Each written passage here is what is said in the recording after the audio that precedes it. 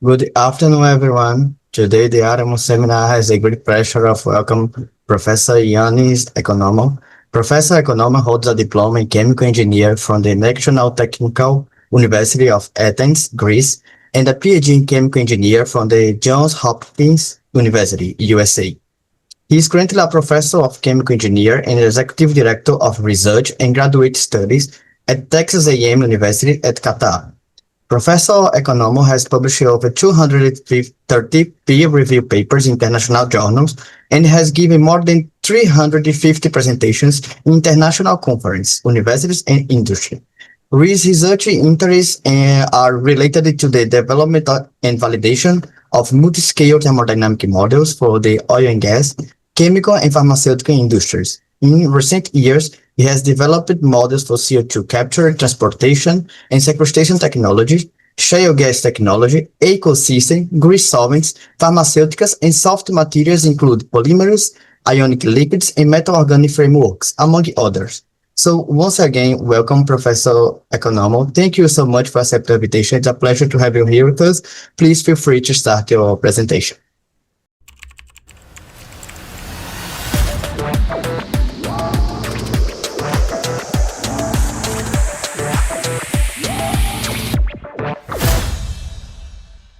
Good morning to all, and thank you very much for the invitation to give this seminar in the very important seminar series that started a little bit after COVID, I think in early 2021.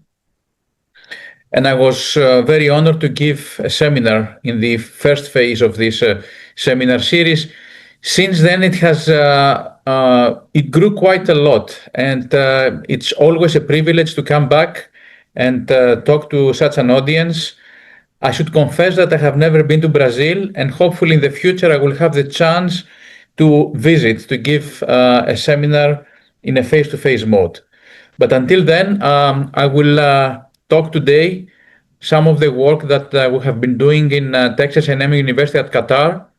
I'm using the general title From Atoms and Molecules to Materials for Sustainable Technologies, Molecular Design of Metal Organic Framework, MOFs, and Mixed Matrix Membranes.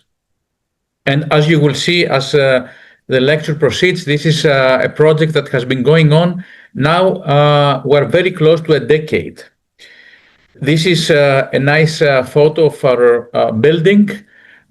I would like to start, especially for those of you who may not be very familiar with Texas A&M University. It's, again, for those of you that may not be familiar with the American university system, we have, in the US, we have state universities and we have private universities. Texas A&M is one of the largest state universities, not only in the state of Texas, but also in the US. And in fact, we are a system, which means that there are several campuses spread out in the state of Texas. As you can see here from this map, we have 11 universities in the state. A&M, Texas A&M University is the largest one, the flagship university. We're located in College Station, which is halfway between Houston and Austin. It's a college town. And in this semester, we have approximately 75,000 students. I think this is the second or the third largest campus in the United States. The College of Engineering is in the order of 26,000 students. And last time I was looking at some data in terms of number of students, we're probably second to Georgia Tech, where Georgia Tech, we have to combine the College of Engineering and the College of Information Technology. In terms of research, there is a lot of research activities in various science and engineering and social sciences areas to make things a little bit more complex. In the state of Texas or in Texas A&M University, we have a number of agencies, which are state agencies. You can see here the names. As a chemical engineer and as an engineer in general, we are part of the Texas A&M Engineering Experiment Station, the so-called TEAS, which is essentially the research branch, the engineering research branch of Texas A&M University. So this is a very, very large organization Those of you that follow the news, maybe you know that for the last 3 weeks, we do not have a president. Our former president resigned on September 19th, and we're in the process of recruiting for the next president. Back in the beginning of the century, in the year 2002, 2003, Texas A&M University established a campus in Qatar. I'm part of this campus. Qatar is a small country in the Gulf, in the Middle East, in the Gulf region, in the Arab Gulf. And this is a campus that has been quite successful. We have, in terms of size, of course, was much smaller than the main campus. We had, until recently, around 1,000 undergraduate and postgraduate students in terms of master and PhD students, around 75 to 80 faculty, hundreds of postdocs, and so on. The Texas A&M University system decided to close this campus because of the success of the main campus, so the focus will be in the state of Texas. So we're in the closing phase of the campus in Qatar. So officially we will be operating until 2028. So this is about Texas A&M. And let me get into the theme of my talk today, which has to do with development of materials for efficient and sustainable separation processes. And I will start with this very nice chart, and that has been developed by David Scholl and Lively when both of them were in Georgia Tech. I think I read somewhere yesterday or the day before that David Scholl will be the next vice president for research in Rice University, which is probably, I would say, one of the top, if not the top private university in the state of Texas. So according to them, they have shown that the total US energy consumption, it's in the order of 10 to the 16, around 100 quads. Quads is a very large amount of energy, is in the order of 10 to the 18 BTUs, and a lot of this energy is consumed by industry. And much of this energy is used especially for separation processes. Mostly of them are done using thermal separations. And you know, as chemical engineers, that thermal separations are extremely energy intensive. So people have been working on developing alternative ways to do the separation, and membranes are supposed to be extremely appealing as materials that can do the same job, but at the same time they will consume much less energy than thermal distillation. And Scholl and Lively proposed a number of chemical separations that are extremely popular. Again, many of you are familiar with these separations. You can see hydrocarbons from crude oil, for example, alkenes from alkanes. This is an extremely energy-intensive separation. Greenhouse gases from dilute emissions. Of course, carbon dioxide control, it's very important nowadays for obvious purposes, and so on and so forth. So just to give you an idea in terms a little bit of numbers, if we focus on CO2, there is a lot of effort today in capturing CO2 from different streams, for example, from flue gas, from fossil fuels, also in industry. A very important separation is CO2 from hydrogen, where essentially we capture hydrogen for natural gas reforming and so on. At the same time, in oil and chemical industry, paraffin to olefin separation is very important, and it's very energy consuming, especially because of the close boiling point of, for example, mixes like ethylene, ethane, propylene, propane, and so on and so forth. And again, just some numbers, 10% of total energy consumption in the US comes from distillation processes. So the question is, how can we do better with respect to these numbers, which, again, these are extremely important both technologically, environmentally, and of course financially. And I will start with these overview slides, where essentially here I have I'm showing different micropore materials which are used for traditional separation methods. You can see that some of these materials are naturally occurring materials, for example, zeolites, and then some other materials are more recently developed, for example, carbon nanotubes, metal organic frameworks, and so on. And immediately you can see here that in all cases, these materials, they have some, the main characteristic is that they have a very well-defined structure. These are solid materials. They have well-characterized openings, which essentially facilitate the separation of materials based on size, but also based on interactions. And in terms of IUPAC classifications, materials that have pores below 2 nanometers are classified as micropores, between 2 and 50 nanometers mesopores, and then beyond 50 nanometers, we're talking about macropores. So today, most of my work, most of my presentation, or if not all of the presentation, will focus on micropores, which are essentially the materials which are the metal organic frameworks. A schematic representation of how these materials separate mixtures is shown here. We can have what it's called a kinetic or size-based selectivity. So you may think of a binary mixture of large and small spheres. And here the large spheres are the red particles, the small spheres are the blue particles. For simplicity, I have drawn both particles as spheres, but of course you may have molecules of much more complex shape and geometry. You may have N-alkanes, you may have aromatic components, and so on and so forth. So in this case, when the channels or the apertures are of similar size with the gas molecules, then obviously the smaller species will move faster, the bigger species will stay behind. And so you will get separation, you will get a blue rich mixture on the left side of the picture. On the other hand, you may have the case where you have preferential interaction between one of the two components with the wall, with your membrane, with your solid material. And in this case, you will have a separation or a selectivity based on adsorption.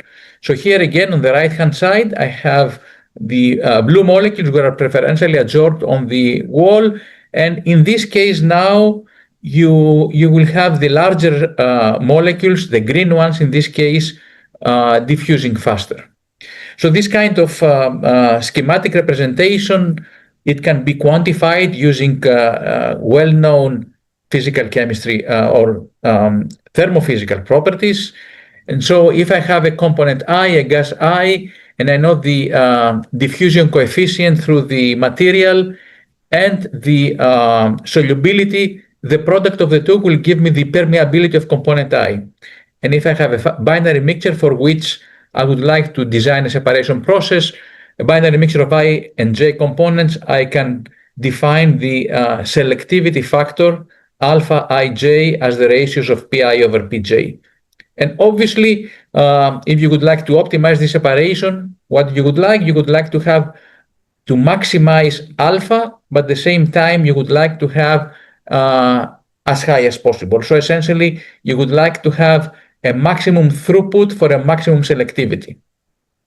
Unfortunately, it has been shown and has been explained for several years now that these two things are inversely proportional. So when the PI, the fast permeating component, the permeability goes up, the selectivity goes down. So you have a trade-off here, and people have spent a lot of effort, material scientists, chemical engineers, in designing materials which provide these preferable characteristics.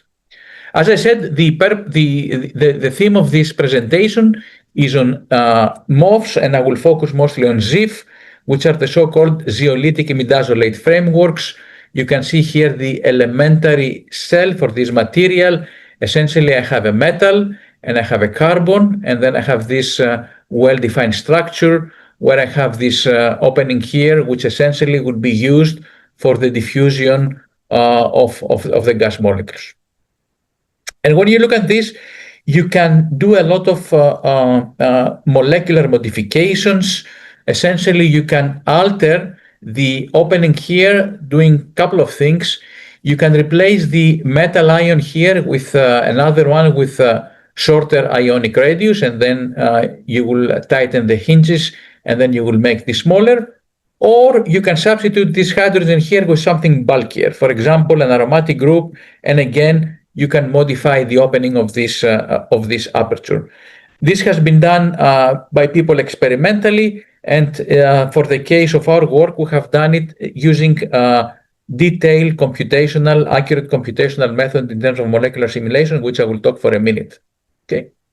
And now the way that this thing works is that this kind of hinges, essentially, they work as, you may think as what we call in Texas, the saloon doors. So depending on the opening here, the diffusing molecules will diffuse slower or faster, depending on their size, and also depending on the stiffness of the aperture. So let's focus on a particular case. This was the starting point for this project, and that was on ZIF-8, where essentially the metal in the elementary cell is zinc. And you can see here the diffusivity. These are experimental data for the diffusivity of various gases as a function of their penetrant size. This is the kinetic van der Waals radius. And you can see here that the diffusivity of these molecules in a logarithmic plot, they are affected significantly from their size. So light gases like helium, hydrogen, and so on diffuse very fast. Essentially, they feel no barrier. But then on the right side, the longer hydrocarbons like butane and isobutene and so on, and isobutane will diffuse much, much slower. And then you can see that I have this gray band, which essentially is on the order of the size of the ZIF-8 aperture, and essentially it works as a sieve. So essentially molecules which are in this region here of the gray band will have an effective separation. So the question is, if we have this experimentally, how can we optimize the aperture, which means how can we affect the diffusivity of various gas mixture, and how this will eventually will affect the selectivity. And in order to do this, as I said, we have worked from the computational point of view, and we used molecular dynamic simulations using detailed atomistic models. And I hope that we all remember from our physical chemistry courses that when we have two molecules, or let's say two gases which interact with each other, they do this through the so-called Lennard-Jones potential. You have a repulsive term here to the 12th power. You have an attractive term to the 6th power. Sigma and epsilon are the size and the energy, the size of the spherical molecules and the energy between two molecules. But then when you go from spherical molecules to chain molecules, and especially to molecules which have Coulombic interactions, this becomes significantly more complex.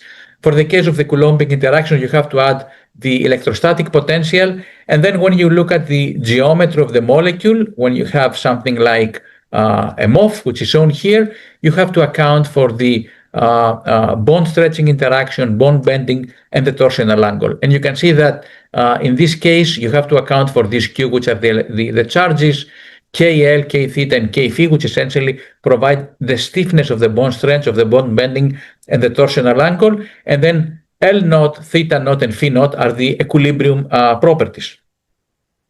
I have put this in red for an additional reason, that this force field, as we call it, parameters, were calculated in our case from accurate density functional theory calculation in a small cluster of molecules, whereas epsilon and sigma here were taken from the amber force field. Once you have built your force field, the next step is that you have to ensure that it represents accurately the geometry of the system. So essentially we're doing a structure reconstruction at the molecular level. We calculate again the bonds, angles, pore sizes, and we can compare this to experimental data. And I assure you that the agreement has been very, very good. So once you have once you have in the computer the membrane, in the next step you have to calculate the two properties that I described before, which is essentially the solubility and the diffusion coefficient. And for the case of solubility, we perform Widom test particle insertion using Monte Carlo simulations to calculate the excess chemical potential of the gases in the membrane matrix, and through this it is straightforward to calculate the Henry's law constant, which, as we know, is the inversely proportional to solubility. This is a relatively fast simulation. The most time-consuming is the calculation of the diffusion coefficient, and this is done using molecular dynamic simulation, or for the case of slow diffusing molecules, you have to go to advanced techniques, and we use umbrella sampling, transition state theory, and so on. So this second part of the calculations are significantly more time-consuming than the solubility calculations. And before I show you some results, I would like to provide the whole setup of the simulations. One of the things that we have done is, since we had a force field that we can trust, we have the molecular representation of the system, we said, okay, let's look at how the metal and the linkers will affect the performance of the material. So we started from ZIF8, the zinc ZIF, and we substituted zinc with cobalt, and here we have ZIF67. And then we look at other metals. For example, we look at beryllium, substituting cobalt with beryllium. And then at the last step, we said, okay, let's also substitute this hydrogen here with a bulkier linker, and we use this aromatic ring. And of course, here you can use 1, 2, or 3 aromatic rings, and this will affect significantly your aperture size. And this can be very well characterized and very well measured in terms of molecular mechanics and molecular simulation. And you can see here that you go from something like 3.44 angstrom equilibrium opening down to 2.3 for the case of what we call ZIF78. And this affects both diffusivity and separation significantly. Before I get into the calculations, let me show you an example where essentially this is very important, because whenever I present this work, an immediate question is whether these matrices are flexible. And the answer is yes. So essentially they breathe.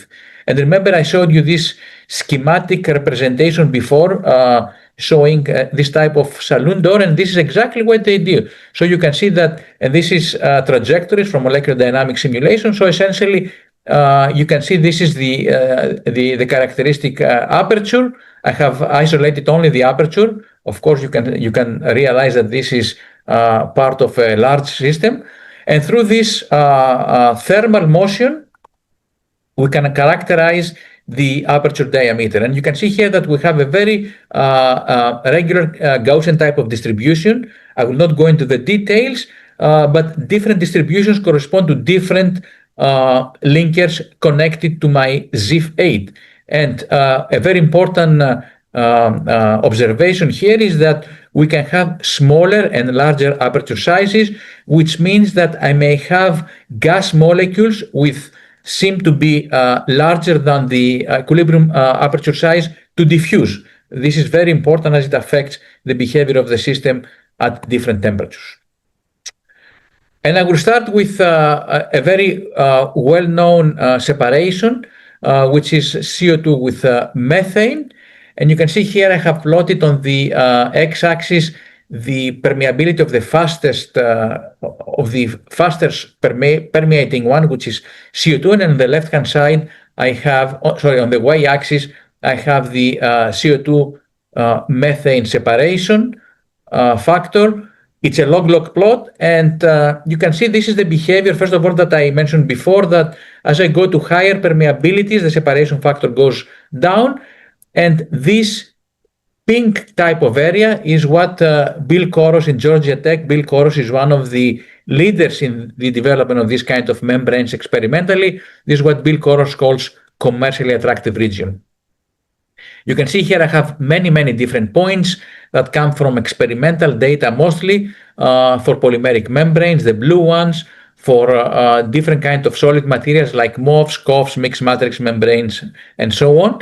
And you can see with the dotted black line what we people call Robson plot, Robson upper bound. And Robson was a researcher in Air Products in the 1980s, and he was the one that proposed that for every kind of separation there is a master curve, which essentially defines the upper limit for a given separation by any material.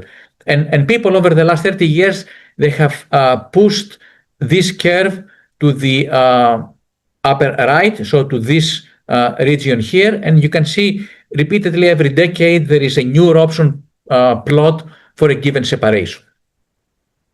The interesting thing that you can see here is that we have a lot of green spheres, green points, which essentially corresponds to the predictions from our model, starting from the Z fade here, which agrees very well with experimental data. Essentially, it coincides with the experimental point, to ZIF67 with the cobalt, the ZIF78, and the beryllium. And you can see that beryllium, by far, it's predicted to have the best separation for this kind of mixture. Unfortunately, beryllium-based membranes has not been synthesized for this kind of separation, but we do believe that we have, if one tested, we'll have a very good agreement with experiments.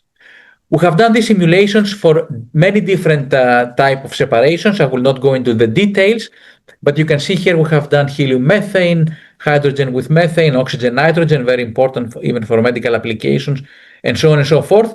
And interestingly enough, in all cases, we have some of the newly synthesized materials showing that they can significantly outperform the existing experimental data.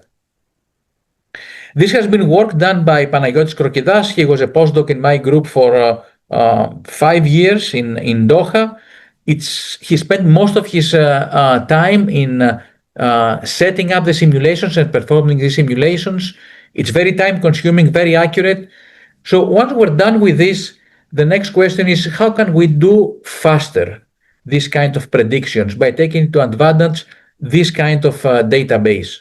So what we did, and I'm not going to go into the much detail, essentially we used a machine learning approach where we fed this data into a machine learning tool, and we try to make some predictions in terms of the separation factor. And this is what we call a physics insightful machine learning method for ZIF design. And what Panagiotis has done is he has identified a number of parameters that affect this kind of separation. You can see here some of these parameters have to do with the linker, the metal, the functional groups, and so on. And essentially, he looked at how these affect in a systematic way the separation factor. This is a work that has been published a few years back, just before Panagiotis left for his next appointment. And this is the parameters that he identified as the important ones. And in total, he had something like 1,000 different simulations. And to give you an example, each one of these roughly 1,000 data points needed at least a week at that time in a reasonably fast high-performance computing facility with multiple processors. So you can realize how much it took him to generate all this data. And this is a summary of the results. He developed two different kinds of machine learning models. On the left-hand side, he developed a random forest regression model in 2 steps. This is the first step, and the second one, the first one step, looked only on the aperture size characteristic of the ZIF, and the second step, he looked into the description of the penetrant in terms of the identity of the penetrant. And then on the right-hand side, he had developed one-step machine learning model based on decision tree regression, and everything is fed into the model. And you can see that in this case, the most important thing seemed to be the van der Waals diameter of the penetrant and the predicted aperture size that he gets from the first step. As I said, we're planning to have this further advanced, but we do not have anything to report so far at the moment. The important thing is that if we look at this is again a log-log plot, and you can see here that on the x-axis we have simulation for the diffusion coefficient of the penetrant. On the y-axis we have predicted from the machine learning model. These are small graphs, but if you see here, it goes over several decades of values for the diffusivity from -40 something to 0, essentially no diffusivity at all. It's ridiculously low. Nevertheless, I'm showing this here in order to prove that the machine learning model that Panagiotis developed has been quite predictive even at such low diffusivities. So this kind of work has been done in collaboration with Professor Haakon Jonk, a colleague in our main campus in College Station. In fact, he was the person who introduced me in metal organic frameworks more than a decade ago. And Haakon has developed different kind of strategies on developing this kind of membranes. One of the most recent one is the so-called phase inversion in sync with the metal organic framework. So this is a very powerful approach where essentially he develops asymmetric membranes. So essentially you can see here, this is membranes which are polymer based, and the MOFs are embedded as fillers. So I will not go into details, but Haakon shown that this kind of technology can provide very powerful asymmetric membranes. Again, the polymeric matrix is a glassy polymer. This one here is 6-FDA DAM. It's a widely used glassy membrane, and the filler was initially ZIF-8. And this kind of asymmetric membrane results in a very selective mixed matrix membrane. Schematically, these kind of membranes look like this. Essentially, all membranes actually, it's multi-layer materials where you have a very porous layer at the bottom, essentially to withstand pressure, and then you have several skins. The most important one is the top skin here, which essentially controls the separation, and this top skin is in the order of a few hundreds of nanometers. You can see here the top skin layer in this case is in the order of 520 nanometers. The intermediate skin layers in the order of a micrometer. You can see the particle sizes, the pore size. By far, the one that has the smallest pore sizes is the top skin layer, which, as I said, it controls the diffusivity. And then you have the bottom skin layer, which essentially is able to to maintain pressure. So the question is that what can we do from the molecular simulation point of view in order to support Haakon's experimental evidence and provide additional guidance for the future? And you can see here, as we go down, we have pore and particle size increase. And it became obvious at that point that using atomistic force fields like the ones that I showed you before, with the full detailed representation of the atom by atom interactions, makes things extremely time consuming, but at the same time, it may not be that necessary. So we have jumped into the next level of molecular representation using coarse-grained representation of the inter and intramolecular interactions. And in this case, we use the Martini force field. Martini is it's a powerful force field that has been developed by Marek and co-workers in Groningen in the Netherlands. Initially, they developed it for the biochemical community, where you have very complex molecules like the one shown you here, different kind of biomolecules. And essentially, the idea is that you lump heavy atoms into one bit. And the initial representation was the Martini 4-to-1 representation, where you have 4 heavy atoms into one bit. So for example, in this case, if you have octane, you will have just 2 bits. And through this, you can develop the typical type of inter and intramolecular interactions. And people, including my group in other projects, who have shown that this can provide a very good representation of the actual thermophysical properties with significant reduction of computing time, and you can get more than an order of magnitude reduction in computational time. There has been a lot of work on this kind of development. The latest version of Martini, the so-called Martini 3, which focused on aromatic rings, and in Martini 3 you have also electrostatic interactions.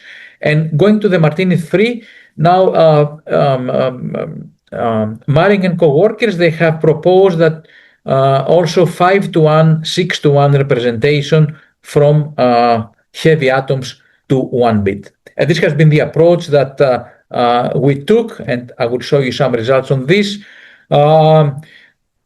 Remember, now we're talking about the full mixed matrix, so we would like to represent the full case where you have the polymer matrix and the MOF embedded. So we started by mapping the polymer into our Martini model. You can see, sorry, here again, this is the one part, this is the 6 FDA PPT building unit. We go from this representation, from this atomistic representation to this Martini coarse graining mapping. With it's clear the map to from atoms to bits, and we have done this in a very systematic way so that we look at different polymer structures. Because of course, one of the advantages of this kind of representation is that we're able to represent different polymers of the same series.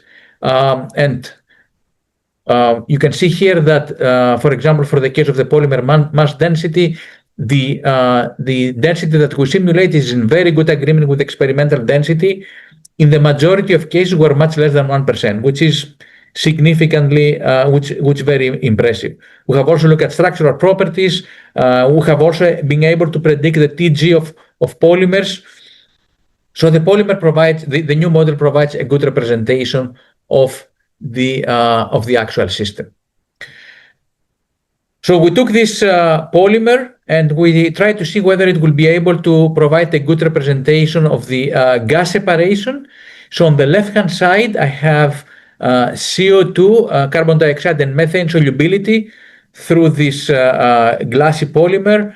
The black point are experimental data. This is CO2, this is methane, and the red point is simulations. These are grand canonical Monte Carlo simulations for the gas uptake of the two gases, and you can see the agreement is pretty good over the entire pressure range. On the right side, I have CO2 methane selectivity, and clearly if you do the solubility well, you can also be able to predict the selectivity as well. And you can see here both experimental data and simulations are in good agreement, and both of them agree that the pressure effect is relatively low. At the same time, we look at the transport properties, so we look at the diffusion of propane and propylene in the same glassy polymer. These are experimental data on the right-hand side of the table. If we go down to this, the perm selectivity predicted is in the order of 15.5, and the prediction from the coarse graining model is the order of 16. So the agreement is extremely, I would say, very, very good. So this has been the coarse graining of the polymer matrix. In the same fashion, we develop a coarse graining of the ZIF. So essentially, the idea here is to go from a full atomistic representation of my ZIF8 to this 2-bit system. So you go from full atomistic to 2 bits. One of them is the metal. So you can see on the right side how we go from the full atomistic to this 2-bit, and you can see some characteristics on the reduction in the number of sides. The structural features are very well maintained. So we go from cutoff size from 3.5 to 3.52, and so on and so forth. So this kind of coarse grain representation of just 2 bits, they can provide, first of all, we look at the effect of the pressure on the structure. There has been in the literature a number of experimental evidence that shows that around 0.6, 0.7 gigapascal, the system, the solid structure goes through a fundamental phase transition. And here we have the experimental data with these points. and simulations with one of our models. We propose two different force field representation. The second model that we finally used provided a very good representation of this trace transformation.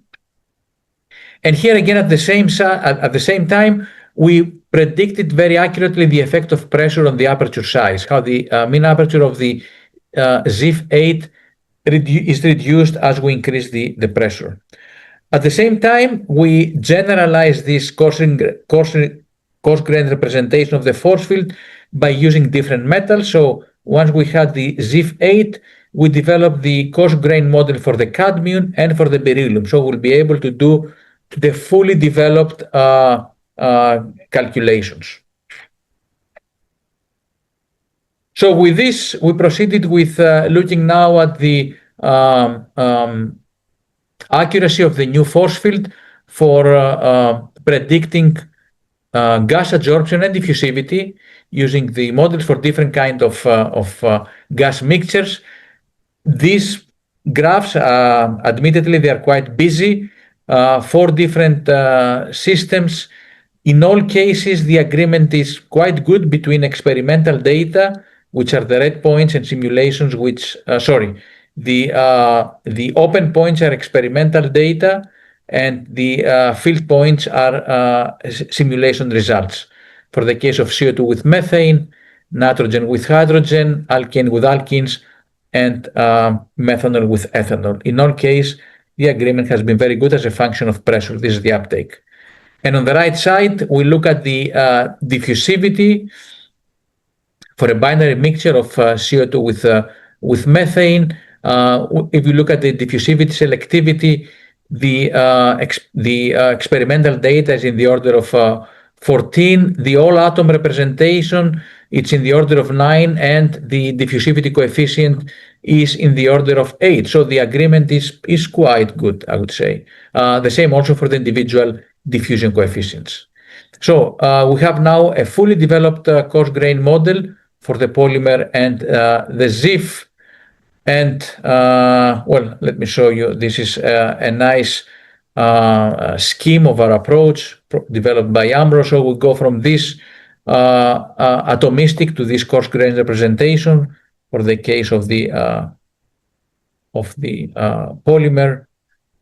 For the ZIF, where we go from the fully atomistic to the 2-bit representation, where we have the metal and the ligand bit, and putting everything together, we're able to do a mixed matrix, where here we have roughly 11% of MOF in the polymer matrix. And through this, we achieved, at least for these calculations, roughly 80% reduction in computational time. Through this, we have been able to look at initially at some structural characteristics and try to answer a few questions, which in many of these questions are of importance to the experimental design of these matrix membranes. One of them is the size of the nanoparticle that people add as a filler to the polymer. And we have looked at the compatibility of these nanoparticles with the polymer membrane, and what we found is that the smallest nanoparticle in the order of 2 nanometers show the highest compatibility, and at the same time we're able to see the different structures that these nanoparticles assume when they are dispersed into the polymer matrix.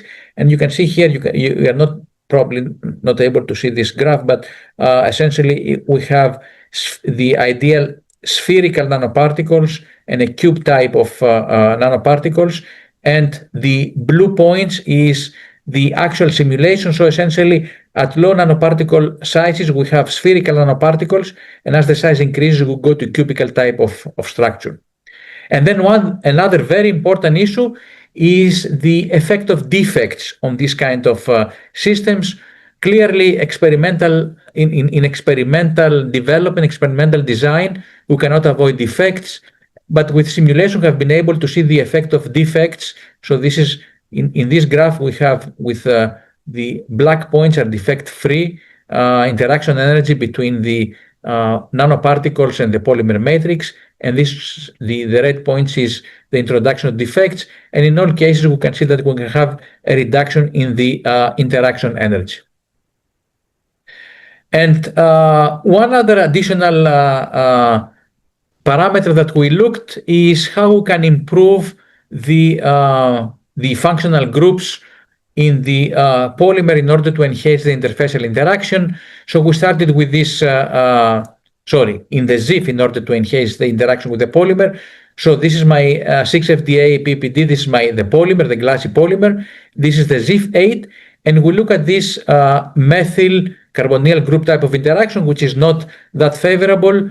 What we found is that we can alter this hydrophobic group with this polar group here, and through this kind of interaction we can improve significantly the compatibility. And this kind of developments have been done thanks to, as I said, to the Martini 3 Martini 3 coarse graining force field. So again, this is my ZIF8 and the new ZIF with the polar linker, which is ZIF90. And you can see here, this is comparison for the specific interaction. For the, again, the ZIF8 is the red data points, the ZIF9 is the blue points. By introducing this polar group into the ZIF, we increase compatibility substantially. And even more importantly, we have been able to show that the optimum loading can be in the order of 40 to 50%. Experimental data, in most cases, they have shown that the loading can be done up to 15 to 20%, and this because of the formation of cluster of nanoparticles into the polymer matrix. So this kind of simulations can drive experimental effort to develop mixed matrix membranes with higher loading. Okay, and this is the last type of simulations, where essentially here we looked both at the effect of the nanoparticle size. So we look at 3 different nanoparticle sizes, 2 nanometers, 3.6 is the blue and 7.2 is the green, with the filler loading. And one can see here that as we increase the nanoparticle size, the interactions go down in absolute term, which means that we have less compatibility, but also the optimum size moves to the right. So essentially, this kind of the calculations can support significantly the experimental work. So just to conclude here and allow some time for some discussion, what I have, hopefully I have conveyed the message that if we have that accurate atomistic and coarse grain force field can have been developed to calculate inter and intramolecular interactions, and these are extremely important for predicting structure and property of materials. Nowadays, we have a number of multi-scale hierarchical methods that are based on fundamental physics, and through this we can accelerate significantly the computation in complex systems. And for the particular system, for the particular type of mixtures that I presented here, were MOFs and mixed matrix membrane, and are shown to be very promising for gas separation. We have a number of challenges ahead of us, interfacial defects and particle degradation at high MOF loadings. I mentioned to you that experimental work has been focused mainly on loadings on the order of 5 to 15%, but it seems that, and the reason for this is because loadings beyond 20% is a challenge, and it compromises selectivity and mechanical stability. Nevertheless, our simulations predict that if we get close to 40 or 50%, we may have increased compatibility of the membrane. Future work, at least in my group, it will focus on analyzing defect effects and interfacial voids. We would like to look at gas diffusivity and solubility in mixed matrix membranes. This has been in the very infancy. We haven't done the full system yet. And of course, one thing that opens a lot of opportunities, both experimentally and computationally, is a systematic analysis of functionalization of MOFs. We have done a little bit of work, and it seems to be there are a lot of opportunities in the future. As I said, this is, I will skip this, I will get back to this maybe. This has been a collective work of many people. It is a work that has been initiated a decade ago through my collaboration with Haikon Jong in main campus in College Station and Professor Marcelo Castier, which is a very well-known researcher at obviously in Federal University of Rio de Janeiro. Professor Castier has been professor there for more than a decade, I think 15 years before moving to the Middle East. And he was a colleague of mine from 2010 until 2016. So through the collaboration with 2017, excuse me. Through the collaboration with Professor Jong and Professor Castier, we have been able to start this project. Ed Brothers has been the person who did all the density functional theory calculations for the development of the force field at the early stages. And at the three people here are I would say the people who did all the calculations. Panagiotis Krokidas was a postdoc in my group from 2015 to 2019, 2020. When he returned back to Greece, he did a lot of work in the atomistic model and in the machine learning development. Salva Moncho was a postdoc in the group of Ed Brothers and did the density functional theory calculations before moving back to Spain. Amro Mohammed started this project as a master's student and finished as a postdoc in my group. He was the last of the 6 people here in Doha. He moved to Heriot-Watt University in Edinburgh under the supervision of Claire McCabe a few months ago. And this is a project that has been funded through various sources. Lots of work was done in the high-performance computing facilities in Qatar. We got funding from the Qatar National Research Fund in Qatar and Shell. And I would like to point out that I mentioned to you before that Texas A&M will be closing. So at the moment, out of this great team, I'm the only one still left in Qatar. And hopefully I will be able to have a new great team in the coming future to continue this work. For the time being, I would like to thank you all for being here and listening to my seminar. And I will be happy to answer any questions or to have any discussions that you may wish so. Thank you very much.